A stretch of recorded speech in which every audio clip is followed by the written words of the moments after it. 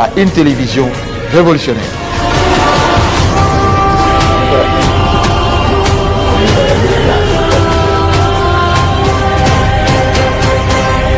Télé 50, toujours révolutionnaire. Télé 50. Simplement congolais.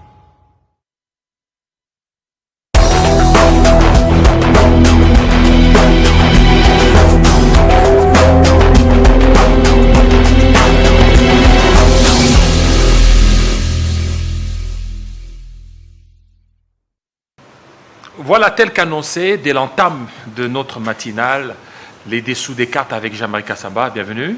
Merci. Voilà, Jean-Marie Kassamba, avant que nous n'abordions d'autres sujets, on commence d'abord par aborder les sujets maison. Télé 50. Télé 50 est en train d'innover. Chaque année presque, qu'est-ce qui se passe? Bon, d'abord Télé 50, comme tout le monde le sait, c'est une initiative, notre initiative, de donner à notre pays une autre télévision, un autre média, une autre façon de faire la télévision, parce que le Congo mérite de médias de qualité. Depuis 2010 que nous avons lancé cette chaîne, constamment, nous essayons de mettre et de remettre à niveau l'outil, de nous mettre au diapason de l'évolution technologique, parce que, comme je l'ai dit très souvent, le monde change, les choses changent, il faut s'adapter, être au même niveau que le monde. Aujourd'hui, on parle du numérique.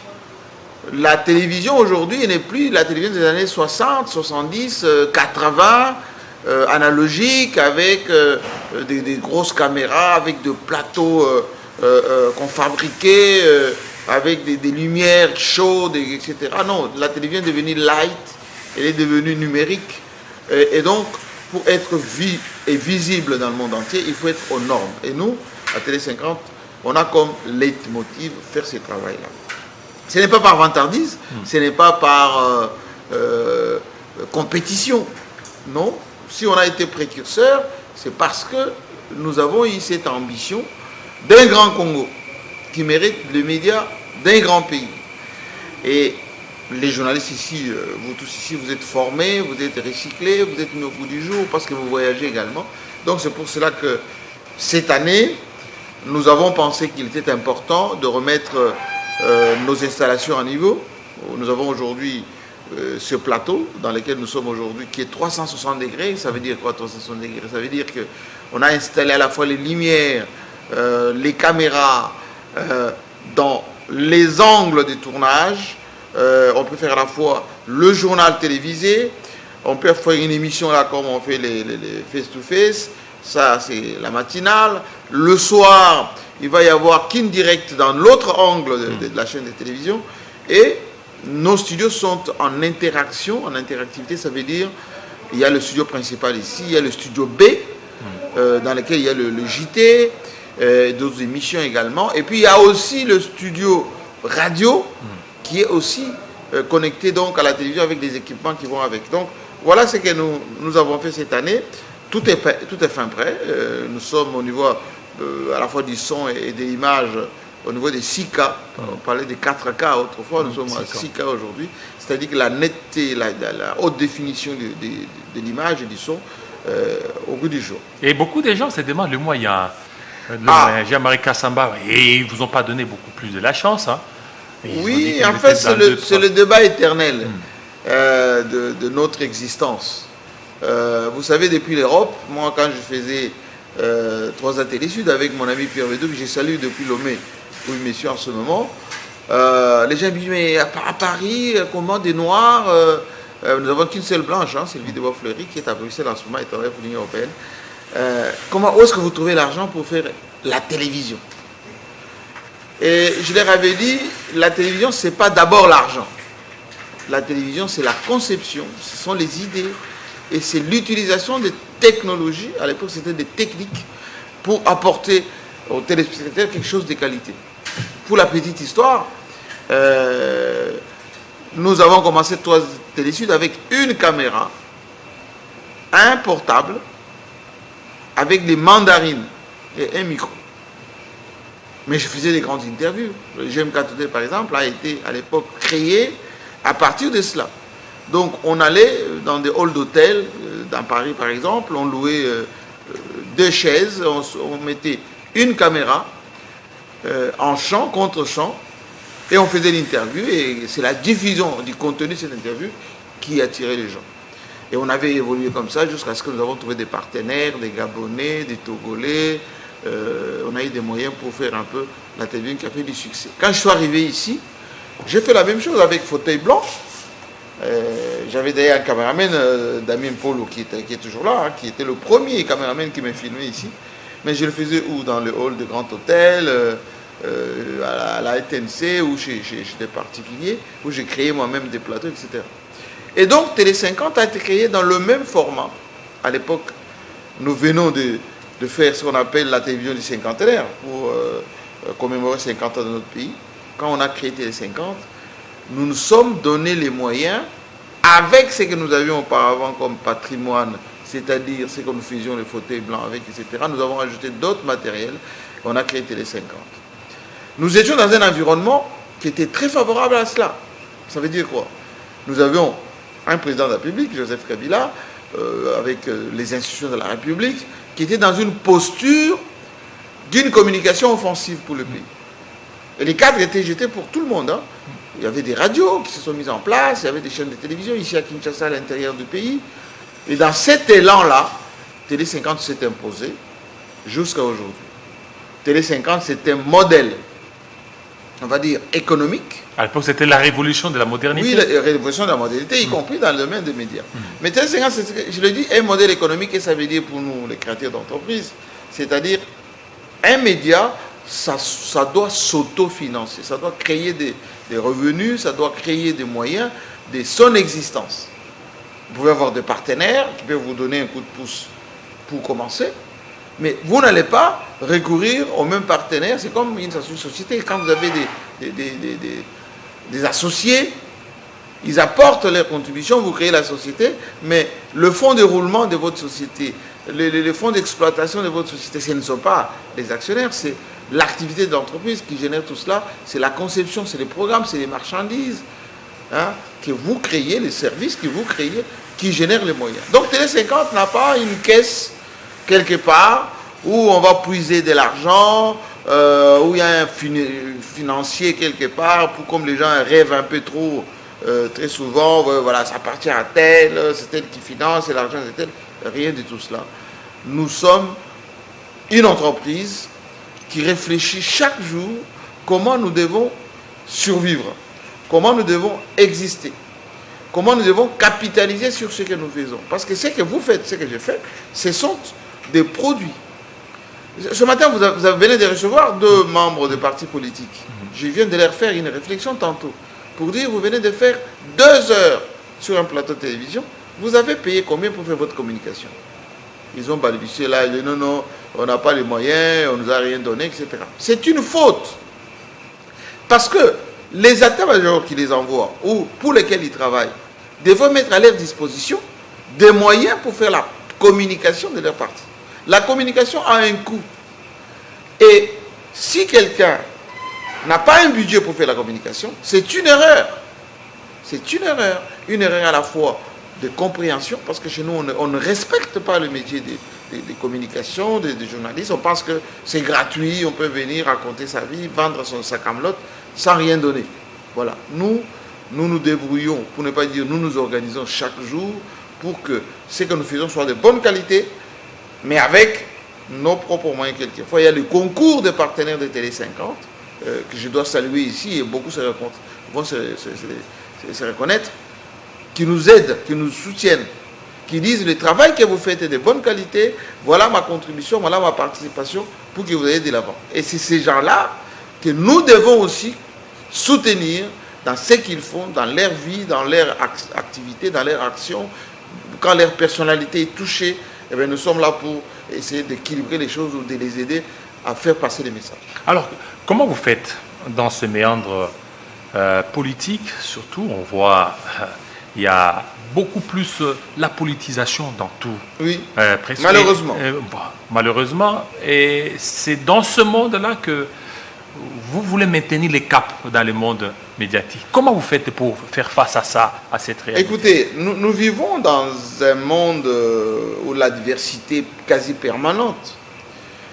C'est aussi compréhensible quelque part. C'est-à-dire que lorsque nous sommes un média, église au milieu du village, nous essayons de rester objectifs, nous essayons de garder le cap de l'éthique et de la déontologie professionnelle, nous essayons de rester patriotes, nous essayons de rester focus sur la République démocratique du Congo comme pays, comme État, nous restons fixés sur les institutions.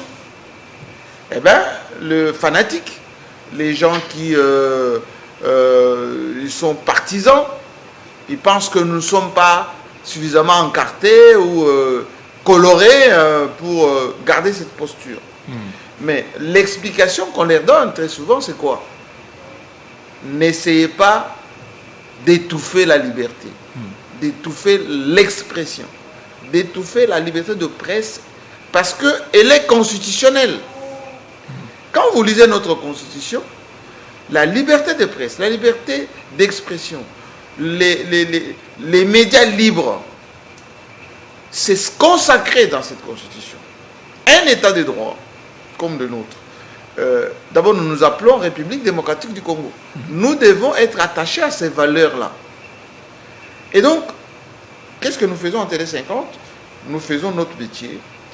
Nous collectons l'information, nous traitons l'information, nous la diffusons tout en restant le pied sur terre, c'est-à-dire en gardant l'équilibre des choses, parce que le pays en a besoin. Nous servons des modèles et des guides, et les enfants les étudiants qui sont à l'école, les observateurs, les partenaires de la RDC nous regardent, nous prennent comme modèle aujourd'hui, et nous ne pouvons que nous attacher à cela. Et beaucoup comprennent ça, que ce soit dans l'opposition, dans le pouvoir, dans la société civile, et partout où on passe, on nous encourage, on nous félicite, et nous gardons ces caps-là. Voilà, avant que nous n'entamions maintenant la politique, on va juste prendre quelques habillages. Oui. On revient. Je vous en prie.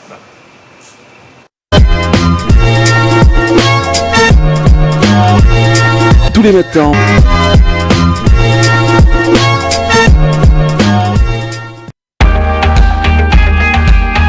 suivez l'actualité de la RDC et du monde au quotidien avec Télé 50. De l'information politique, institutionnelle, culturelle, sportive, des éditos et de la revue de presse. Les journaux et sites d'information parus ce mardi à Kinshasa, c'est cette guerre du Rwanda. L'interactivité Sont à suivre sur Télé 50 en temps réel. Depuis Kinshasa en passant par l'Afrique et vers le monde, Télé 50 encore plus proche de vous parce que vous le méritez mieux.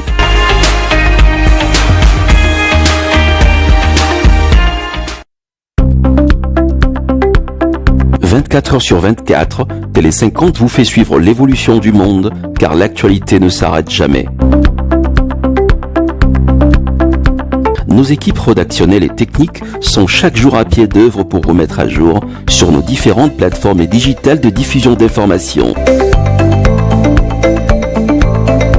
Télé 50, nous sommes sur www.télé50.cd, sur Facebook, télé50.cd, Twitter, Télé 50, Instagram, Télé 50 officiel, TikTok, Télé 50 et YouTube, Banamboka Congo. Télé 50, à chaque instant avec vous, sur tous vos écrans, à portée de main.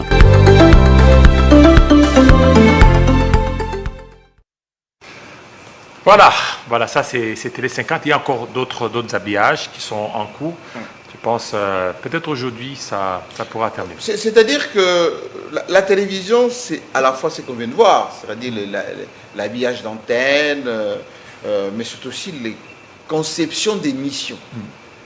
Et chez nous, tout ce qui est diffusé est conçu d'abord, c'est étudié et c'est orienté. Il y a les informations en continu que vous faites tous les jours. Vous avez des émissions de débat, comme Ça fait débat, comme Club 50, comme Croisé, Mon Croisé, etc. Enfin, c'est ce qui est fait tous les jours. Vous avez maintenant les grands blocs plutôt d'infos, c'est-à-dire la tranche du matin, c'est ce qu'on est en train de faire aujourd'hui, la tranche du soir, et puis vous avez ce qu'on appelle les émissions thématisées, les informations en langue, les informations de terrain, comme c'était 50 chez vous. Donc, on n'improvise pas. Chez nous, nous diffusons tout à la seconde, et une télévision, c'est d'abord du montage. Si vous ne faites pas le montage en télévision, vous ne faites pas la télévision. Donc, il y a des équipes, nous sommes plus de 80 personnes qui travaillent ici à Télé 50, et c'est notre métier. Et donc, voilà, ça sera comme ça, et Dieu merci, le public nous le rend bien. Aujourd'hui, sur toutes les plateformes, on nous suit à travers le monde, on est sur satellite, streaming internet, etc. C'est lourd, mais c'est comme ça. On doit être au même niveau que les médias internationaux et que les médias classiques. Et nous en avons besoin. Voilà, merci beaucoup. Mais nous avons besoin de soutien. Soutien, effectivement. Voilà. Nathalie, c'est celle qui va faire les infos. Effectivement, donc Oui. c'est des moments Oui. à l'autre. Jean-Marie Kassamba, il y a un dossier qui a défrayé la chronique le week-end. C'est les présumés détournements de 3 millions de dollars et par la ministre honoraire Nathalie Aziza Mounana, alors qu'en réalité, ça n'a pas été le cas de ces 3 millions de dollars. Oui, je pense que notre pays mérite, comme qui dirait, d'honorer les gens de valeur. Les personnes qui sont à la fois respectées ici, mais surtout respectées à travers le monde. Nathalie Mounana, c'est une dame, elle aura bientôt 65 ans, au mois de décembre prochain, qui a commencé la carrière en tant qu'opératrice économique, en tant que femme d'affaires, moins de 30 ans. C'est l'une des premières femmes congolaises à exercer dans le secteur de mines au Katanga. Elle travaillait notamment à l'époque avec Gécamine. Elle était millionnaire. Elle n'avait même pas 30 ans ou 35 ans. Et c'est une dame qui est dans le secteur de l'humanitaire, d'abord de par sa propre famille, parce qu'elle avait perdu sa sœur très jeune, et à partir de là, elle a créé son association et la fondation Calix Mounana. Et elle s'occupe de quoi? Elle s'occupe des orphelins, elle s'occupe de veuves, et s'occupe des personnes vivant avec handicap. Et elle le fait souvent d'une manière anonyme dans le secteur de l'humanitaire depuis très longtemps. C'est une femme qui est reconnue au plan mondial. Elle est ambassadeur de paix, et elle a été primée à travers le monde. Aujourd'hui, nos services sont en train de fouiner un peu partout pour trouver des informations, notamment par rapport à elle, pour lui faire un bon portrait, pour que les gens sachent à qui on a affaire. Vous savez, notre métier, c'est de chercher l'information. J'ai découvert que cette dame, avant qu'elle soit ministre, elle a supporté les veuves de militaires, elle a supporté les orphelins de militaires, elle a travaillé, elle a même des équipes de football, et elle a même des écoles. Il y a même des médecins dans son entourage. Elle a 25 médecins dans sa fondation, 25 médecins, reconnus par l'université comme partenaire, l'université de Lubumbashi comme partenaire. Donc, quand vous avez quelqu'un comme ça, et qui passe au gouvernement, ce n'est pas pour gagner de l'argent, ce n'est pas pour se faire connaître. Vous savez, depuis l'époque du maréchal Mobutu, la plupart des gens dans ce pays connaissent Calix Mounana. Moi, je me suis beaucoup renseigné sur cette dame, et son arrivée au gouvernement était une opportunité, une chance pour le pays. Regardez quand elle était membre du gouvernement, comment elle était visible. Très visible. Elle a été dans toutes les opérations. Que ce soit à l'Est, elle parcourait le pays. Et quand on regarde le budget du gouvernement par rapport au social, pas grand-chose. Mais surtout, elle a beaucoup travaillé à partir de sa propre crédibilité, pour ne pas dire notoriété, avec les dons des ONG, les ambassades, tous ces gens-là, etc. Pour revenir à votre question, le fameux 3 millions. D'abord, c'est quoi 3 millions? Excusez-moi, je ne dévalorise pas 3 millions. On a eu ici des inondations à Kinshasa. C'était le 4 et le 5 avril dernier. La dame était, je pense, à Lubumbashi. Elle est revenue rapidement ici à Kinshasa et elle a constaté la catastrophe. Elle a demandé au gouvernement les moyens. On a débloqué 200 000 $ pour cette catastrophe. 200 000 $. Elle a réuni le monde de l'humanitaire ici à Kinshasa pour ne serait-ce que recourir ou secourir les gens qui étaient sinistrés. Ensuite, on lui a ajouté 100 000 $. Quand vous regardez la catastrophe qu'il y avait, les sinistrés qu'il y avait, tout ce qu'il y avait comme problème, est-ce qu'on peut régler ça avec 300 000 $? Il n'y a jamais eu 3 millions de dollars pour cette opération-là. Regardez le monde qu'il y avait. Nous sommes en train de rassembler suffisamment d'éléments par rapport à cela pour donner encore plus d'informations à l'opinion, parce que c'est notre travail. On le fait d'une manière volontariste. Pourquoi? Parce que il y a en face de nous quelqu'un de bonne volonté. Chez nous, quand on a envie de salir, eh ben, on ne se gêne pas.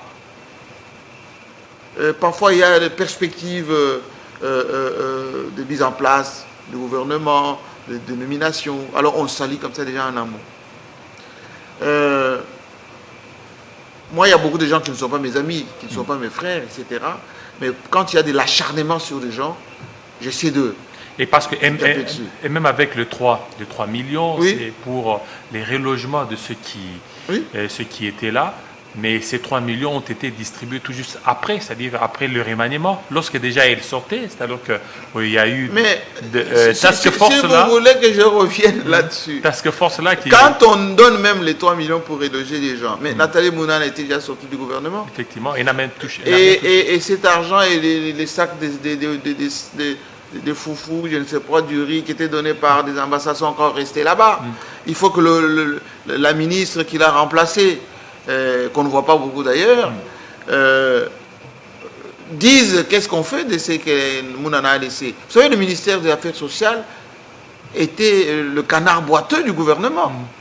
Il y a eu même ici dans ce pays les ministres qui ont refusé d'aller aux affaires sociales à l'époque de Jikaka, et même il n'y a pas longtemps, parce que c'était un ministère, excusez-moi, on dit en lingala, Bisika Bikaoka. Mais cette dame a rendu ce ministère d'État.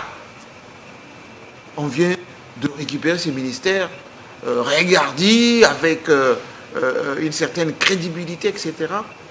Les gens n'ont pas compris pourquoi elle est sortie du gouvernement. Bon, ça, ce sont les conciliabules politiques dans les plateformes, ou plutôt les familles politiques, etc.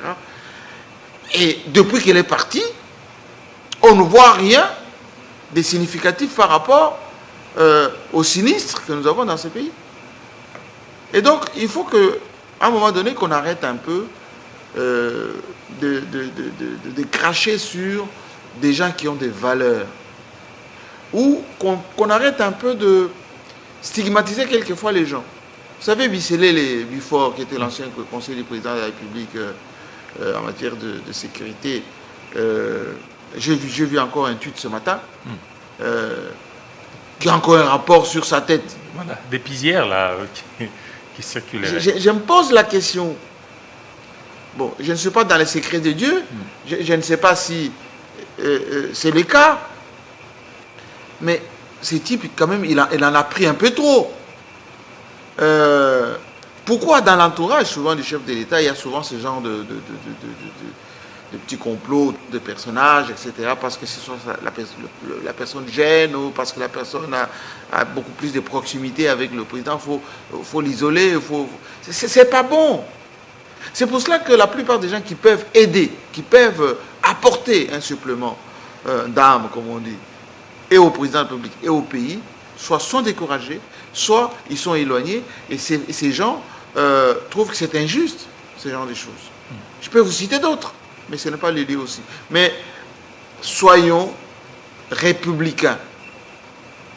On ne peut pas s'accaparer à la fois du pays et du chef de l'État parce que on est en proximité, etc. Il faut d'abord penser au pays. Il faut éviter de faire des opérations, on va dire, blanches. Là, on est dans les issues des cartes maintenant. Les opérations blanches. C'est-à-dire... On vient de faire, et ça c'est le journaliste qui vous parle, parce que je me suis un tout petit peu renseigné. Une opération, on va dire des communications marketing aux États-Unis pour attirer les investisseurs américains ou les sociétés américaines. Peut-être parallèlement au deal qu'on a avec les Américains, etc. Excusez-moi du peu. Moi, j'aurais voulu voir des officiels américains du département d'État, du département de commerce, de la Maison Blanche, intervenir dans cette semaine spéciale consacrée aux investissements aux États-Unis. J'aimerais bien qu'on me donne ces informations, qu'on me montre ces images qui ne sont pas arrivées. Mais Dieu sait combien nous, RDC, on a dépensé pour cette opération de marketing et de communication. Deuxièmement, on vient de recevoir ici un ancien boxeur. Mike Tyson. Oui, un ancien boxeur. Oui, c'est pas mauvais d'avoir des figures emblématiques pour venir faire un peu de ce qu'on appelle communication par l'objet, du merchandising, c'est-à-dire par le personnage, etc. Mais il faut que le contrat soit explicite et qui bénéficie aussi de la notoriété de la personne. Moi, je connais un peu les comptes de M. Tyson. Il a beaucoup de gens qui sont abonnés à son compte. Est-ce que vous pouvez me montrer un seul tweet montrant qu'il est au Congo, disant que je suis venu en RDC, venez au Congo, voilà, c'est un pays formidable, voilà l'opération. Qu'on me montre ces tweets. Une interview annonçant ça d'une manière, je veux dire, commerciale. Si on va entrer dans ce qui a été fait comme moyen mis à la disposition de ces boxeurs, je vais citer encore, il y avait un autre qui était venu aussi. Jean-Claude Van Damme. Oui, Jean-Claude Van Damme.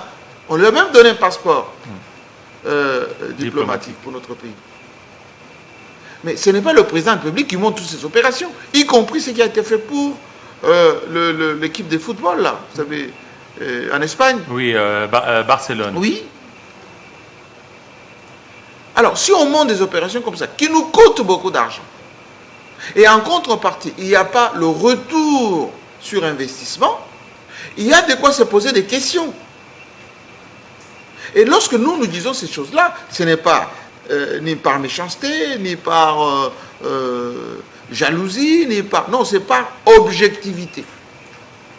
Parce que nous avons, en tant que stratèges, la capacité d'analyser le retour sur investissement de ce que nous faisons pour notre pays. Et ne venez pas souvent... Ils les font à long terme, ils disent ils font ça pour écoutez, à long terme, pour que très prochainement... Non, il n'y a pas de très prochainement. Lorsque vous avez un support publicitaire, par exemple, ça s'appelle publicité par l'objet ou par l'événement. Il faut que vous capitalisez sur votre investissement. Il faut que vous voyez la valeur ajoutée. Si je vous pose la question, quelle est la valeur ajoutée de la présence de M. Tyson ici à Kinshasa? On n'a pas vu de match d'exhibition, on n'a pas vu... il n'a pas fait des dons, il n'a pas même pas fait des déclarations, on va dire, d'une manière ostentatoire. Juste lui dire qu'on va changer le stade Tata Raphaël en son nom. Alors, où est le rapport entre le stade Tata Raphaël et Mike Tyson? Ou même entre Mike Tyson et Ali Foreman. Je ne pense pas que même les États-Unis, les Américains se rappellent encore de Foreman et Ali chez nous. C'est nous qui avons ça comme patrimoine de Mobutu, de 1974. Alors que les championnats ne fonctionnent pas, alors que même sur le plan de boxe, à part ce que faisait le général Chiyoyo pour redorer notre boxe, voilà des choses sur lesquelles on doit être plus qu'exigeant. Parce que ce n'est pas le sou des individus, ce sont des fonds publics. Et ces fonds publics La redevabilité, c'est de justifier pourquoi on dépense l'argent de la République pour telle ou telle opération. Parce qu'il y a des gens qui se mettent ensemble, qui ont des deals, qui viennent avec ces deals, qui vendent soit au président, soit au gouvernement, etc., sans se poser la question sur le retour sur investissement. C'est notre droit de poser ces problèmes. Maintenant, qu'on nous dise exactement ce que ça produit pour le pays. Voilà, pour le pays, revenons, parlons maintenant cette fois-ci au niveau de l'Union sacrée. L'UNC, on a vu Aimé Boji Sangara qui a démissionné pour certainement briguer à la présidence de la Chambre basse du Parlement. Déjà, ça se chuchote que l'UNC préparerait sa radiation. Alors, quelle lecture faites-vous de ce qui s'est passé au Écoutez, niveau je l'avais déjà prédit ici, on l'avait même dit d'ailleurs dans les dessous des cartes la fois passée, ou même au Club 50, avec les journalistes de Kinshasa. Malheureusement, au Congo, il n'y a pas de secret. Tout se sait avant, tout se boutique avant, ce qu'on a planifié avant, ça finit par se savoir et se faire. Qu'est-ce qui se passe aujourd'hui? Nous sommes dans une configuration de redimensionner la plateforme du président, ce qu'on appelle l'Union sacrée, mais également la suite de son pouvoir pour l'après-2028. Et il y a deux possibilités pour que Félix Tshisekedi puisse aller au-delà de 2028. Soit il modifie la Constitution, donc auquel cas les textes tombent et qu'il peut soit recommencer à zéro et là avec tout le monde, soit il a un dauphin, comme ça se fait partout, la Constitution est respectée, soit il recrée une nouvelle classe politique avec ce qui existe. Boge a été le gène fabriqué par Vital Kamerhe quand il était au PPRD, secrétaire général, de toutes les fonctions qu'il a pu occuper, etc. Moi, je l'ai connu quasiment dans l'entourage de Vital Kamerhe comme membre de sa famille d'abord, ensuite comme collaborateur le plus proche. C'est pour ça qu'il a même assumé à un moment donné les fonctions de secrétaire général intérimaire de son parti, etc. Mais avant, lorsque Vital faisait la prison, quand il a été notamment au cabinet, etc., quand il avait mis Boge secrétaire général, il y a eu comme un détachement avec lui. C'est-à-dire que dans un premier temps, lorsqu'il a été recommandé pour être nommé au gouvernement, une fois au gouvernement, parce que tous les ministres du budget que Vital a envoyés au gouvernement, ils se sont toujours désolidarisés de lui. Mayo avant, et Boge un peu plus tard, et Félix Tshisekedi, comme tous les autres présidents, il n'est pas le premier à le faire, c'est accaparé, pour ne pas dire approcher Boge, comme il a fait avec Molendo, comme il a fait avec les autres, pour qu'il soit dans son entourage immédiat, pour un tout petit peu, de dénuder Vital ou le diminuer en quelque sorte. Et ça a réussi, parce que les anciennes mises en place au gouvernement, Boge, tout comme Molendo, ne faisaient pas partie de la liste que Vital avait envoyée, mais ils ont quand même été nommés et maintenus. Aujourd'hui, ou pendant que Vital était en prison, il y avait déjà beaucoup de distanciations entre Aimé Boge et Vital Kamerhe, pour ne pas dire les autres aussi que j'ai cités tout à l'heure, qui n'avaient pas trouvé en Vital un certain avenir. Mais comme Vital c'est un animal politique, dès qu'il est sorti de prison, il s'est refait un peu la santé.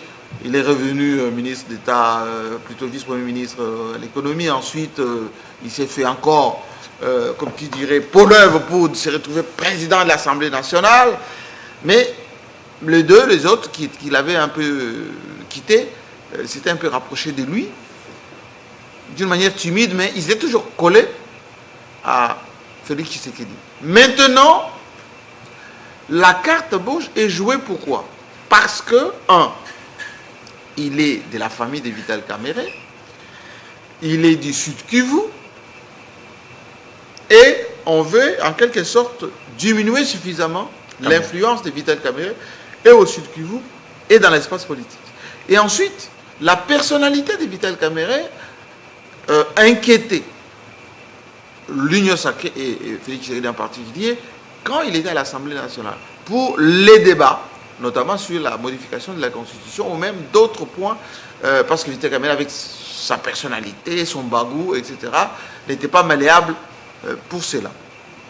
Et comme l'UNC est l'une de formations qui a plus des élus, et comme en géopolitique nationale, la présidence est au centre, la primature à l'ouest, il faut laisser l'Assemblée nationale au niveau du Sud Kivu, mais pas sous contrôle de Vital Kamerhe. Et donc le seul qui a un peu construit là-bas des infrastructures, qui a déjà tissé avec son association beaucoup de liens au niveau du Sud Kivu, c'est Boj. Et donc là, on suit tout simplement les schémas qui étaient déjà établis. On le fait démissionner du gouvernement, ce qu'il vient de faire. Ensuite, il va retrouver l'Assemblée nationale. Puis, on va demander à Chulumbaï de publier les calendriers. Et le mot d'ordre sera donné pour qu'il soit élu. Mais malgré la menace de sa radiation, parce que l'UNC veut le radier, mais Boj. Même si l'UNC va le radier, ça va changer pas grand-chose, parce que le pouvoir, c'est le président de la République. S'il est l'autorité suprême de l'Union sacrée, c'est lui qui détecte ou qui décrète qui peut être à quelle place, etc. Ça ne va rien changer du tout, parce que Tamwe Mwamba a été président du Sénat. Eh bien, il n'avait pas de parti politique, enfin, il n'avait pas des élus au niveau du Sénat. Il a été, Joseph Kabila l'avait établi au niveau du Sénat. À l'époque de Etienne Tshisekedi, il y avait des élus qui sont restés au palais du peuple là-bas siégés, malgré que Tshisekedi et Etienne à l'époque leur avaient interdit d'y aller. Les exemples sont légion. Il va dire que même si vous allez me radier de l'UNC, le mandat n'est pas impératif. Et donc, il va être imposé comme président. Parce qu'il est malléable, parce qu'il va permettre les débats, parce qu'il ne va pas avoir de l'ambition pour gêner le président. Dans tout ça, les perdants, c'est Kamerhe. Mais je l'avais dit, mon intervention d'alors, il y a à peine un petit mois avant qu'il ne puisse quitter l'Assemblée, Kamerhe, il devrait comprendre que la politique, c'est un jeu d'échecs. Qu'est-ce que ça veut dire? Il avait tous les moyens, avant qu'il démissionne, de le faire d'une manière ostentatoire et de garder le là, de garder le devant. Mais compte tenu de ce qu'on avait déjà fait de lui, c'est-à-dire qu'on l'avait tellement affaibli sur le plan des affaires, il y a quelques dossiers qui sont encore dans les tiroirs, sur le plan de sa personnalité, on avait diminué son parti, on l'avait siphonné, les Molendo et les autres au niveau du parti, et sorti de prison, au lieu de reconquérir beaucoup de militants, il s'est un peu recroquevillé sur lui-même, sur sa famille, je l'avais dit, et ça l'a affaibli encore suffisamment. Le fait que, quand il a quitté l'Assemblée, il dit « je reste au sein de l'Union sacrée, je reste loyal au président, je reste attaché, etc. » Ça va encore le diminuer davantage, parce que bientôt, quand Boj va prendre la tête de l'Assemblée nationale, on va être dans le dossier maintenant des nouveaux débats. Si jamais il y a le dialogue, il va y avoir maintenant des pôles, et Kamerhe aurait des problèmes pour se positionner dans les pôles. Est-ce qu'il sera dans la délégation du gouvernement, enfin de l'Union sacrée, pro-Tshisekedi, pour aller au dialogue avec l'M23, l'AFC et les autres opposants, ou il va être un électron libre, pour ne pas dire un opposant qui ne fait pas partie du pôle, ou il va pouvoir séduire, mais là il faut qu'il les fasse le plus rapidement possible, les opposants, qui sont ceux qui étaient à Nairobi, ceux qui sont en exil, ceux qui sont à Goma, etc., pour être dans la radicalité. Or, s'il est dans la radicalité, on va activer les dossiers, ça sera en quelque sorte la descente aux enfers. C'est un dilemme qu'il a aujourd'hui, mais ça sera compliqué. Est-ce que Kamerhe, ce n'est pas aussi sa position vis-à-vis du dialogue? Lui, il est un peu modéré. Pour lui, il faut dialoguer avec les autres. Non, Kamerhe était plus que réaliste, parce qu'il comprend et il connaît les réalités. Quand et ce n'est pas cette réalité-là ou ces réalismes-là qu'il a mis. Mais c'est bien évidemment, pas seulement ça. Parce que quand il dit qu'il faut dialoguer, ça veut dire que il connaît les réalités du terrain, il connaît notre capacité militaire, il connaît ce que nous pouvons faire sur le plan diplomatique, etc. Il a vu les échecs au niveau de la sous-région, au niveau de Doha, de tout ce qui se passe. Il connaît tout ça parce qu'en tant que président de l'Assemblée nationale, il parle avec beaucoup de diplomates, il est dans les secrets, donc il connaît dans la balance qu'est-ce qui pèse. C'est pour ça qu'il conseillait. N'oubliez pas que Vital Kamerhe était nommé par Mouzé pour discuter avec les Nations Unies à l'époque, pour le retour de la paix avec Kaloum et tout ça. Ils ont travaillé sur ça, avant même que Joseph Kabila ne revienne. Donc Kamerhe connaît les réalités. Avec Katumba Mwanka, avec Samba Kaputo, avec les Cheikh Kitundu, Kamerhe connaît l'histoire de ce pays sur le plan des opérations. Il est parti là-bas à l'époque de Bunagana, et il avait raison, quand il a dit il faut qu'on négocie, quand il y avait encore des troubles au niveau de quand Bunagana était encore inquiété. On ne l'a pas écouté. Il a proposé le triangle, le fameux triangle, on n'a pas encore écouté. Et ce qu'il a dit dernièrement, la goutte qui a débordé le vase, c'est quand le ministre belge était chez nous, et il a dit ce qu'il pense, et ce qui était vrai d'ailleurs, il n'a pas été écouté. Maintenant, il y a une posture dans le chef de l'Union sacrée, pour ne pas dire dans les chefs de Félix Tshisekedi et ses soutiens, qu'il ne faut pas aller au dialogue maintenant. Pourquoi? Parce que aller au dialogue maintenant, c'est écouter les mandats de Félix Tshisekedi. Aller au dialogue maintenant, c'est donner de béquilles aux opposants pour qu'ils puissent avoir, en quelque sorte, le poids des discussions. Donc, il faut retarder le plus possible. Ouvrir peut-être en 2026 ou 2027 pour que ça dure 6 mois, 8 mois, et que à la sortie de ces dialogues, qu'il y ait une possibilité d'une transition ou de modifier des textes, etc., etc. Donc, d'un côté, il va y avoir les débats au niveau interne ici, au niveau de l'Assemblée nationale, avec les Mébauges, il faut revoir les textes, etc. C'est que les opposants ne vont pas accepter, donc ça va traîner un peu comme ça les débats, voilà, il ne faut pas toucher à la Constitution, etc. Ça va traîner un tout petit peu, et c'est à l'issue de tout cela qu'on va maintenant voir le dialogue, parce que ça se prépare maintenant avec les catholiques, les protestants. Il y a un cahier des charges qui a été donné par Félix. Est-ce qu'il y aura vraiment un dialogue? Oui, il va en avoir. Dialogue. Voilà, il va en avoir. Mais c'est incontournable, c'est incompressible. Non exclusif, parce que à l'allure où vont les choses, quand on parle du dialogue, chez certains, ils disent non, ils vont dialoguer pas avec ceux. Pas avec ceux. Donc, non, ça, ce sont les postures des négociations. En technique des négociations, il ne faut jamais avancer ses pions avant. Le fait, par exemple, que Félix dit je ne veux pas négocier avec ceux qui sont avec les agresseurs, etc. Mais il négocie déjà avec eux. À Doha, c'est M23, c'est l'AFC. Ils ont même signé. À Washington, là, l'équipe est en train de repartir là-bas. C'est avec les Rwandais. Les Rwandais sont effectivement avec ces gens-là. Et il négocie déjà avec eux. Il a déjà signé avec eux. Mais c'est d'une manière claire, directe, avec l'ensemble des leaders de l'opposition, armés ou pas armés, se mettre autour d'une table d'une manière formelle. Ça va écourter le mandat de Félix Tshisekedi. Ça va le mettre en disposition de déséquilibre. Et les choses ne risquent pas de pourrir. Mais on est déjà dans le pourrissement. Parce qu'on est dans les talk fights. Quand on signe là-bas à Doha, on bombarde en même temps les positions de l'AFC M23. Quand on est là-bas, on arrête les opposants qui étaient à Nairobi. On est dans le deux. Mais in fine, sauf quand on arrête les opposants, ce n'est pas parce qu'on a envie de les éliminer, c'est seulement pour les affaiblir, pour que demain, quand il va y avoir des négociations, qu'on mette tout ceci dans la table. Bon, tel a été Matata condamné à 10 ans, JKK a condamné à mort. Bon, on mettait dans la table, je vous enlève ça, vous m'enlevez aussi ça, et on avance. Ce sont les techniques des négociations, des postures de négociation, et les uns les autres profinent leurs cartes. Pendant que, à Kinshasa, le gouvernement, Félix Tshisekedi profine toutes ces stratégies que je suis en train de vous expliquer. De l'autre côté aussi, ils profitent. Ils ont fait des réunions à Nairobi. Ceux qui sont en Europe sont en train de s'organiser. Par exemple, quand le gouvernement était aux États-Unis, il y avait d'autres qui avaient organisé aussi leur contre-communication par rapport à la RDC.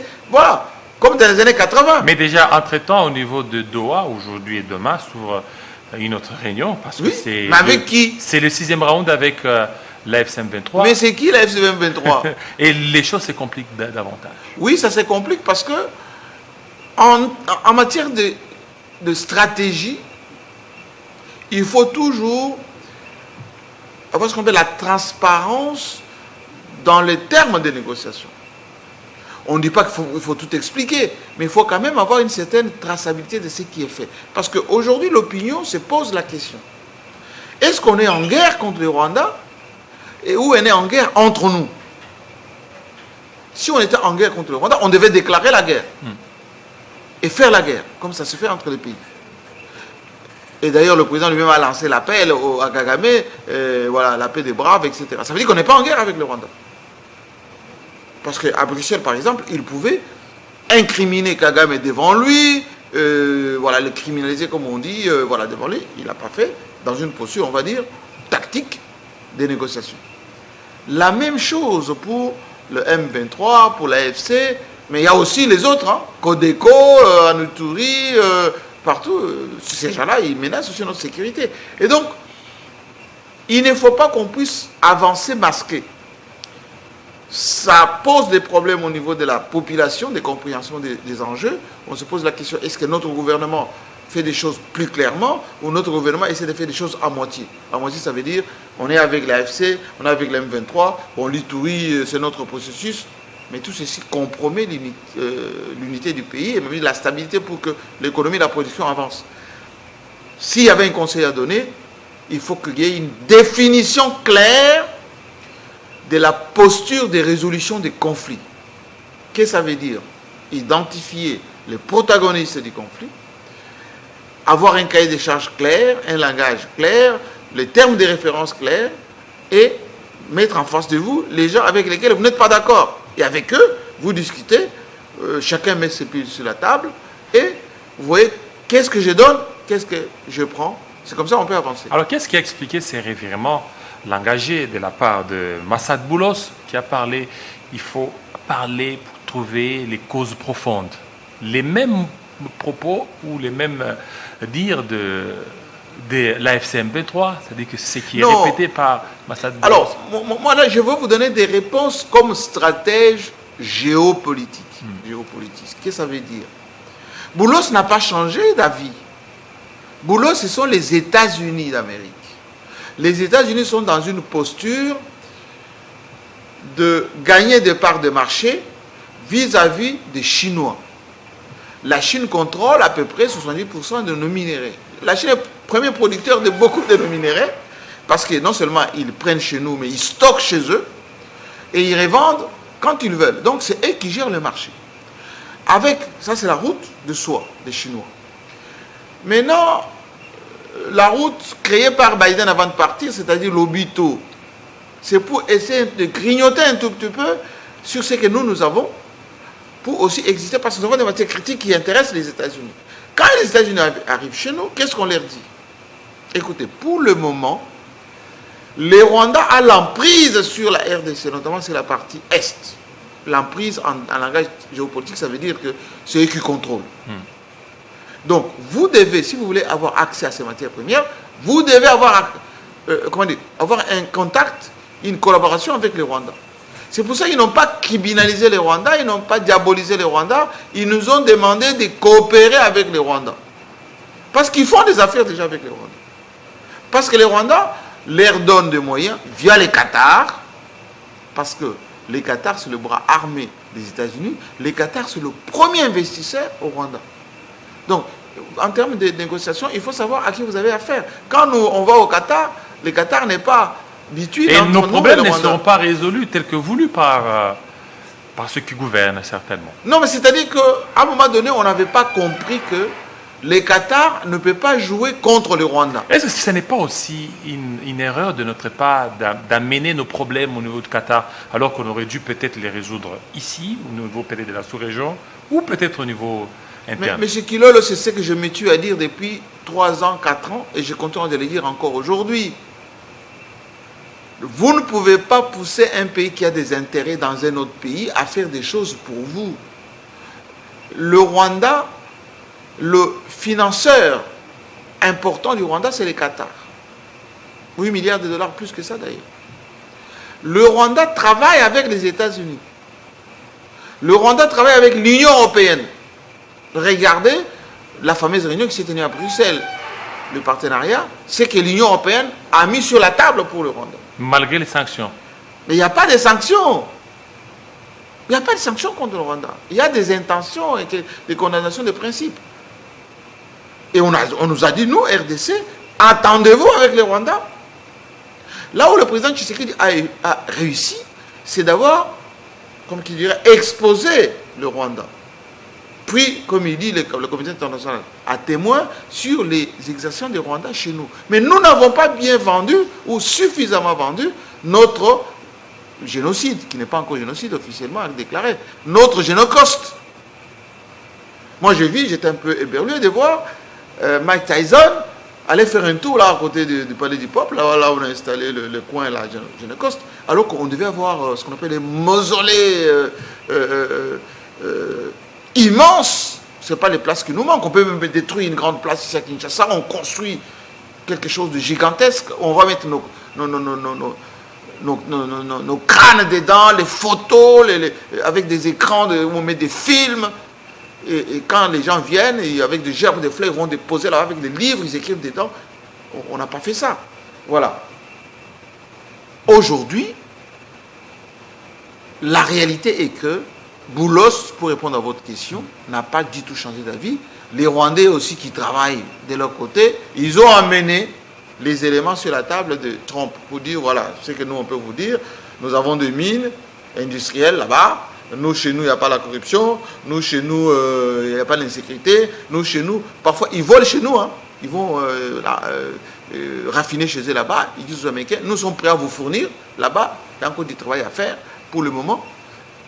Avec la RDC, c'est d'abord l'entente, d'abord la paix qu'il faut, si vous voulez continuer à exploiter quelque chose. Et Boulos est devenu plus que réaliste dans cet état de fait.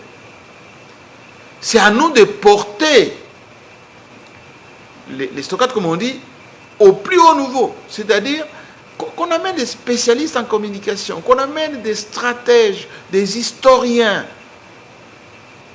avec de vrais éléments d'appréciation au niveau international. Mais au même moment, M. Kilolo, qu'on arme nos forces de sécurité et de défense. Nos services de renseignement n'ont pas suffisamment de moyens technologiques, techniques, financiers pour peser. Nos services de sécurité, de renseignement, nos diplomates n'ont pas suffisamment de moyens pour peser. On fait quelquefois des opérations de lobbying ponctuelles, etc. Et d'ailleurs, les gens qui pilotent souvent ces fonds-là ne font pas partie des services. Ce sont des personnes isolées qui font extrêmement du terme, un peu de frappe comme ça, ils prennent l'argent et puis ça s'arrête au bout du coin de la rue. C'est pas comme ça. Il faut donner des moyens aux institutions, aux personnes qui sont en fonction, à nos diplomates, à nos chefs des services, à l'ANR extérieur, aux gens des services de renseignement, à la DEMIAP par exemple, pour faire de vrai travail, à nos unités spéciales, pour aller sécuriser nos frontières, sécuriser nos installations. C'est ça qu'il faut faire. Voilà, alors, pour terminer, parce que avec vous, la matière a toujours été abondante, oui. On va parler de l'économie. Oui. Alors, il y a eu l'appréciation des francs congolais, mais au niveau des paniers de la ménagère, ça ne se constate pas. D'aucuns relèvent que c'est de l'arnaque du siècle, Jean-Marie Kassamba.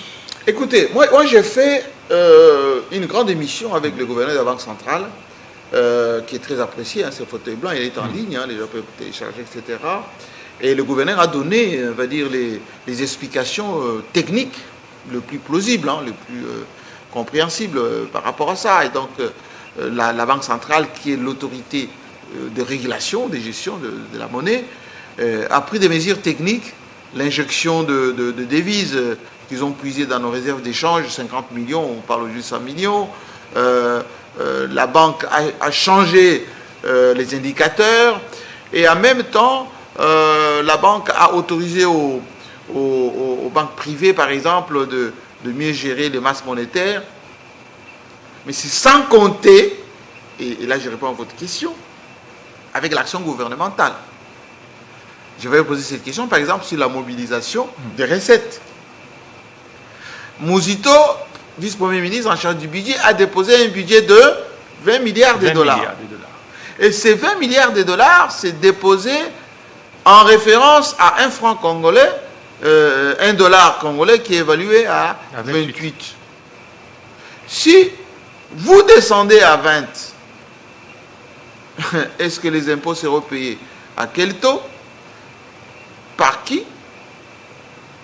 Si par exemple la vie des entreprises est complètement cassée comme c'est en train de le faire, eh bien, il n'y aura pas des bénéfices, ce qu'on appelle les impôts sur le bénéfice ou les impôts sur les chiffres d'affaires, parce que le panier de la ménagère ou les consommateurs, le pouvoir d'achat de celui qui consomme a diminué. Et donc, le ministère de l'économie qui gère le prix,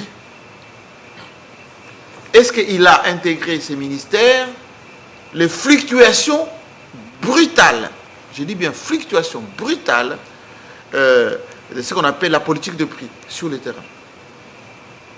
Et enfin, le gouvernement, son train de vie, est-ce qu'il a changé par rapport aux revenus de l'État?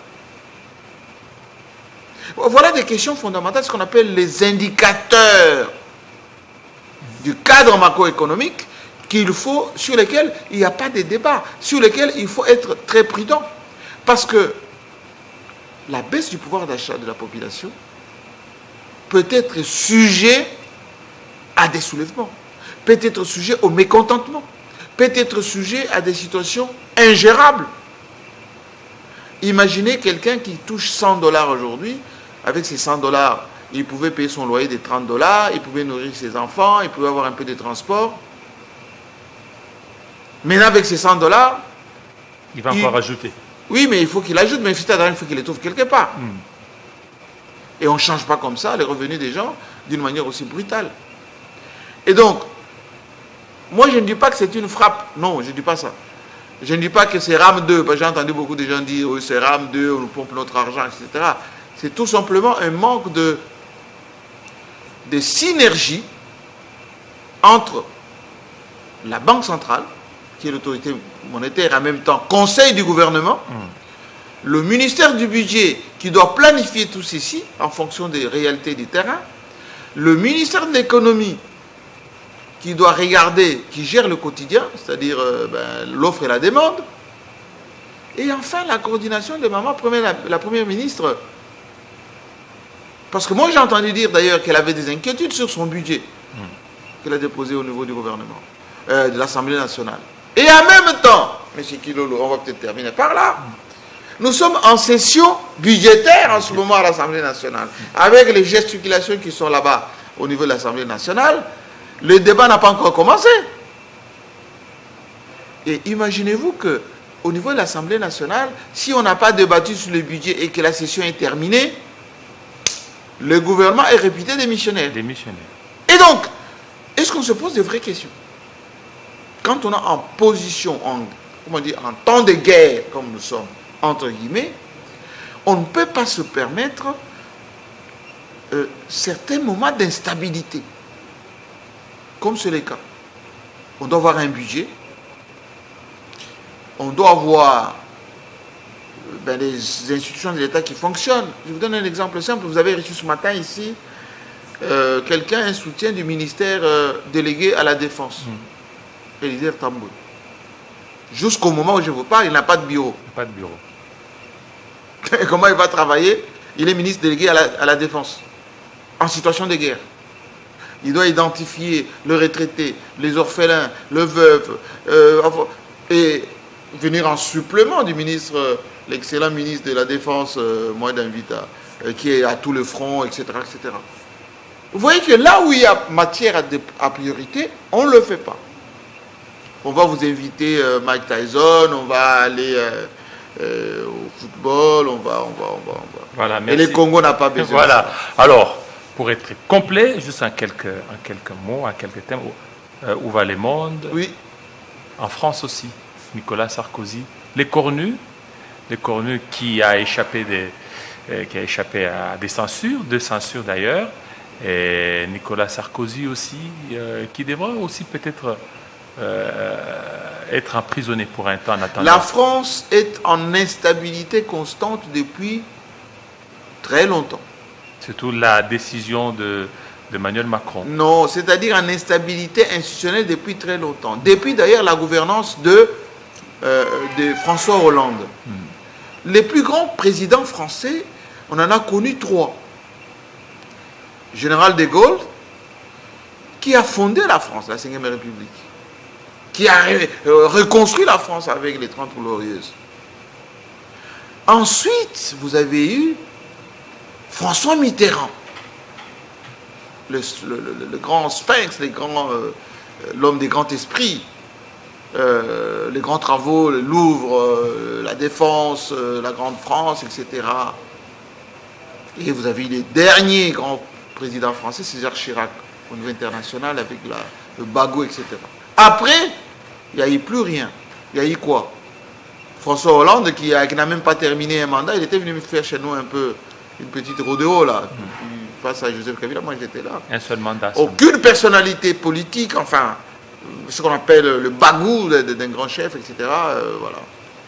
Nicolas Sarkozy, c'est businessman. Il est un peu très agité comme président, etc. Regardez comment il termine, parce qu'il était dans le coup. C'est un avocat qui était dans le coup. Un peu opportuniste comme ça, à chaque fois. Même, il était avec Chirac, il a trahi Chirac, il est parti, il était avec Balladur, il est devenu président, il n'a fait qu'un seul mandat, et puis il est parti. Et quand les virtuoses, ce qu'on appelle les virtuels, l'Arlésienne Macron est arrivé, on ne sait pas, il n'avait pas de parti politique, il n'avait pas d'idéologie claire, c'est un président Internet et des médias. Depuis qu'il est là, c'est un bon technicien. Moi, je l'ai connu à l'époque quand j'étais à la Banque Rothschild, il était conseiller là-bas. Il était très bon conseiller technique de François Hollande, il était ministre à l'économie et finances, mais il ne pouvait pas être président, un grand président. Et pour preuve, regardez comment il est en train de partir. La France est déliquescente, malheureusement. Plus de Premier ministre. En l'espace de 6 mois, on a connu les yo-yo des premiers ministres. Il y en a même qui est resté 24 heures Premier ministre. Donc, c'est regrettable. Là, il va peut-être dormir en prison aujourd'hui, mais c'est tout ce qui est dit est vrai. C'est lui qui a fait la guerre à l'Afrique, c'est Sarkozy. Ce qui s'est passé, notamment avec la mort, l'exécution de Kadhafi, qui avait déversé beaucoup de millions pendant toutes ces campagnes électorales, même si beaucoup de chefs d'État français ont bénéficié avec la France-Afrique de beaucoup d'argent pour les campagnes électorales, c'est un secret pour personne. Il aurait fallu commencer par condamner Chirac, condamner tous ceux qui sont passés comme président. Ils ont utilisé de l'argent, des Bongo, des Sassou, des Mobutu, beaucoup de chefs d'État qui ont versé l'argent là-bas. Et donc, il n'y a pas matière à pleurer là-dessus. Merci. C'est la vie normale d'un Sarkozy affairiste, voilà. Voilà, merci. Et qui avait une stigmatisation de la justice française, à un moment donné, c'est un peu comme Moutamba, non? Lorsque vous vous attaquez à une machine comme la justice, elle est froide, la justice. Hein? C'est-à-dire que même aujourd'hui, c'est un conseil que je donne à tous ceux qui sont au pouvoir jusqu'aujourd'hui. Parfois, la manière de traiter la justice, ce n'est pas bon. On a dit notre justice, elle est malade, corrompue, etc. Ces gens-là, ils disent rien, mais ils encaissent. Et Sarkozy est en train de payer ça. Le jour où la justice, le magistrat qui souffre en ce moment chez nous ici, qui travaille dans de mauvaises conditions, vous les stigmatisez comme ça, vous les insultez, etc., les jours ils vont se réveiller, les jours ils vont dire voilà, on a été humilié, etc., vous allez subir ce que Sarkozy est en train de connaître en France, et ça sera malheureux. Voilà, un téléspectateur qui nous écrit Ardent Kabambi. Bonjour JMK, le mérite d'un homme ne se trouve pas dans la grandeur de ce qu'il fait, mais plutôt dans la fidélité de ce qu'il exerce comme métier. Jean-Marie Kassamba reste un professionnel des médias de haute facture, rien que par sa manière de communiquer, de transmettre l'info, de rechercher l'info aussi bien qu'il jouit de sa liberté en tant qu'individu de soutenir et d'accompagner une personne de son choix, Joseph Kabila. Sa pensée politique, sa vision pour le Congo, il reste au service de tout un peuple. Il mérite soutien total et accompagnement. On peut tout dire de lui. Jean-Marie Kassamba reste un modèle pour les générations futures. Merci à lui. Merci à lui et merci à beaucoup d'anonymes qui nous disent la même chose. Ce qui nous motive, nous, ce qui nous accompagne dans notre vie au quotidien, ce sont des principes. C'est l'amour de ce pays qu'on chérit tant et surtout la prospective de garder toujours plus loin, de ne pas être dans le méandre de la consommation immédiate. Et souvent l'histoire nous donne raison. Le Congo est éternel, les individus passent. Il faut marquer son temps en faisant du bien. Et le bien, ça ne se mesure pas.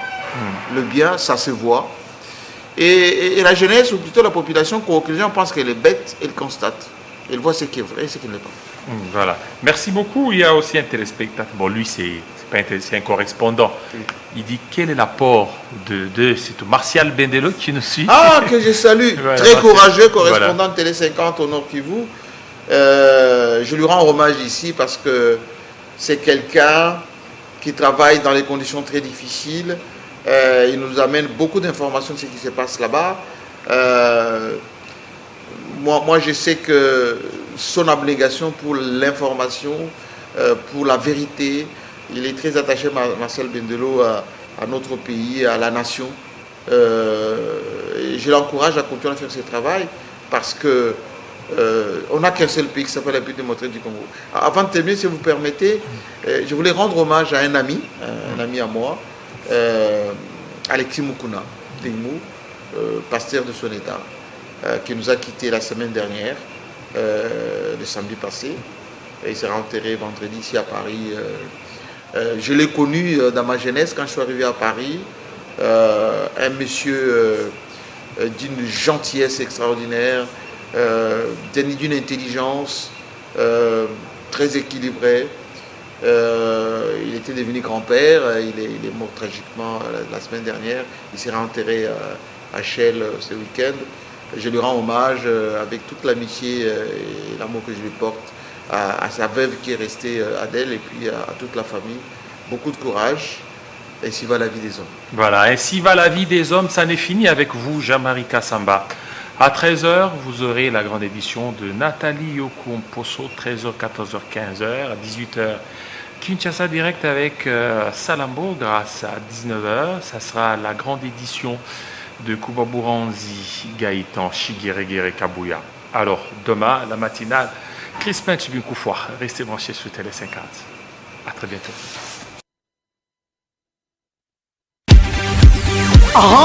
N'oublie pas de dire merci à Jésus qui t'a laissé vivre jusqu'à ce jour.